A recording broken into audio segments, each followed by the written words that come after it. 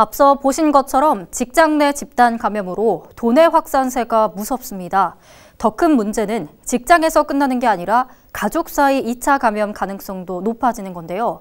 청주에서는 2명 모두 확진자의 가족들이 감염됐는데 이에 청주시는 한 가구에 1명씩 코로나19 진단 검사를 받아달라고 요청했습니다. 황정환 기자가 보도합니다. 청주에서는 코로나19 확진자가 2명 추가됐습니다. 흥덕구에 함께 거주하는 60대 가족이 나란히 27일 코로나19에 감염된 겁니다.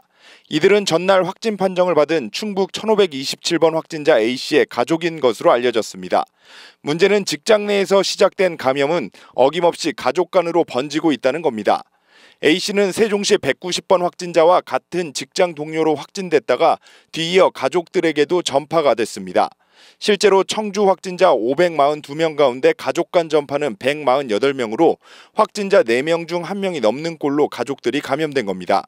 청주에서 집단 감염이 발생한 참사랑 요양원과 병원의 121명보다 높은 수치입니다.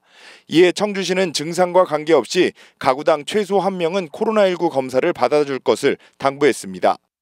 겨울철이고 또 사회적 거리두기로 인해서 집안에서 이제 가족끼리 생활하는 시간이 길어지다 보니까 또 전파가 아무래도 많이 되는 것 같아요. 그래서 가족 중에 한 분씩이라도 검사를 하면은 좀 확진자를 빨리 찾아낼 수 있을 것 같아서 저희가 그렇게 권고하게 된 겁니다.